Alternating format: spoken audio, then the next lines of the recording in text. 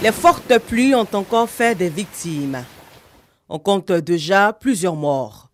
Au quartier millionnaire dans la commune de Yopougon, 5 personnes issues d'une même famille ont perdu la vie lors d'un éboulement dans la nuit du samedi 10 juin au dimanche 11 juin 2023. Il s'agit d'un couple et leurs 3 enfants qui laissent derrière eux des proches inconsolables. Si on pouvait appeler la mort, il n'a qu'à venir là. Il n'a qu'à venir me prendre. C'était mieux quoi.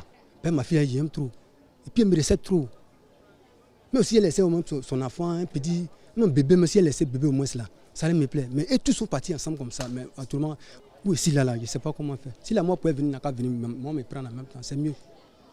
Après ce drame, certains riverains, conscients du danger qu'ils courent, en restant dans cette zone, décident de sauver leur vie en quittant les lieux. Compte tenu de la situation qui s'est passée dans la nuit, il y a un éboulement juste à côté de nous.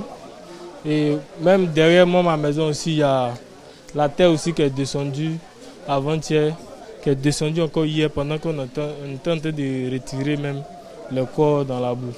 Donc, raison pour laquelle on est obligé de partir pour éviter d'autres drames, puisqu'on est en danger.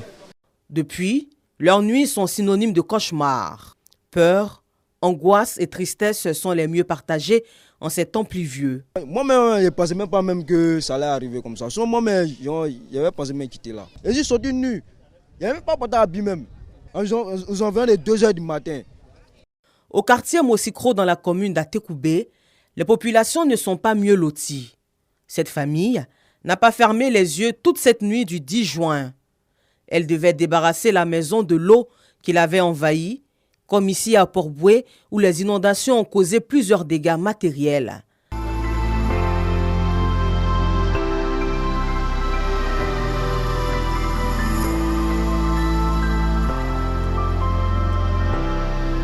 L'eau sale, en tout cas, ça crée beaucoup de moussées, les pieds d'athlètes. Franchement, ça n'arrange pas. Tout dernièrement, là, mon petit-fils, là, lui et sa sœur, ils sont tombés malades même. Chaque année, c'est comme ça. Cette situation interpelle plus d'un. Nous sommes tous conscients que le climat de la Côte d'Ivoire est réparti sur au moins 4 saisons. C'est vrai que les temps ont beaucoup changé, mais les saisons restent un peu les mêmes. Donc c'était de déjà traiter le problème en amont. C'est-à-dire quoi? Trouver déjà des solutions palliatives avant qu'on ne puisse régler le problème en plein problème. À toute personne qui vit dans une zone à risque, de vraiment chercher par tous les moyens de quitter ces zones-là. Donc on n'a pas besoin de dire à quelqu'un protège ta vie. Chacun doit prendre ses responsabilités. Et s'il le faut, le gouvernement doit prendre des mesures un peu plus strictes, imposées pour dégager les gens. Parce que vraiment, c'est désastreux, c'est catastrophique, tout ce qu'on a vu jusqu'à aujourd'hui. Le ministre de l'Hydraulique, de l'Assainissement et de la Salubrité, aux côtés des familles éplorées, leur apporte assistance et soutien. Il réitère l'urgence de quitter les zones à risque. Mes condoléances aux parents des victimes, mes condoléances aux voisins, aux riverains.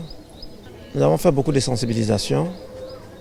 Nous avons même dégrappi beaucoup de zones. De ce que j'ai vu, ça montre bien que nous devons poursuivre les actions de dégrapissement. Mais ce qui est important, c'est la volonté même de nos compatriotes. Selon la Société d'exploitation et de développement aéroportuaire, aéronautique et météorologique, la SODESAM, ce sont 350 mm de pluie qui se sont abattus sur le district autonome d'Abidjan. Et ce n'est pas fini. Nous sommes dans le mois de juin.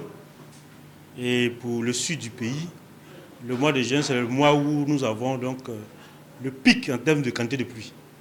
Donc c'est tout à fait normal que nous ayons des fortes pluies. Mais il faut aussi le comprendre dans un contexte de changement climatique. Les intensités de pluie vont être amplifiées dû au fait qu'on a des températures élevées. Notamment en ce moment, les températures de la surface de la mer sont très élevées. Et cela aussi a généré donc ces fortes pluies. La population doit continuer à rester très très vigilante et à prendre les mesures pour se protéger. Par rapport à donc 2022, 2023 est beaucoup plus arrosé. La saison va se poursuivre jusqu'à mi-juillet. Des prévisions pour sauver des vies, autant de moyens déployés pour secourir les populations. Les sapeurs-pompiers militaires sont sur le qui-vive. Ici, sur leur base, dans la commune d'Adjamé, les urgences sont signalées chaque seconde.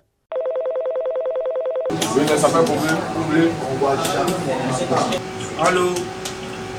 Allô? Occasion pour Herman Kwaku Kofi, chef du service des opérations du GSPM, de redonner le numéro utile et appeler les populations au civisme et à la citoyenneté. À part le 180 que tout le monde connaît, on a notre numéro. C'est le 0101 80 13 23 05 44 85 09 50. Si nous sommes hors des zones à risque, qu'il pleut abondamment, c'est mieux de rester chez soi et éviter de braver les débordements. Voilà, ce qu'on voit très souvent, les gens ils arrivent, l'endroit est déjà inondé, il veut faire confiance à son véhicule et il brave le danger. Et très souvent, ça finit très mal. Selon le mécanisme d'alerte de l'Observatoire de la solidarité et de la cohésion sociale, OSCS, la saison des pluies 2023 a fait 20 victimes, dont 18 décès déjà enregistrés de janvier à juin 2023. 4 enfants ont été emportés par des eaux de ruissellement, 2 tués et 2 blessés par la foudre. 4 adultes morts sous le fondrement de leur maison ou l'écroulement d'un mur. 4 par noyade et une fillette électrocutée. En 2022, 19 personnes sont mortes lors de fortes pluies. Les autorités ivoiriennes ont consenti donc des investissements dans le secteur de l'assainissement et du drainage. Plus de 155 milliards de francs CFA ont été débloqués en 2022 en vue d'améliorer la gestion des déchets solides et réduire la vulnérabilité des populations face aux inondations. Des travaux d'envergure ont été renforcés par des campagnes de sensibilisation de masse pour pousser les populations à quitter les zones à risque. L'opération baptisée « Pour sauver ma vie, je quitte les zones à risque » a permis à près de 4000 ménages de se recaser sur des sites sécurisés.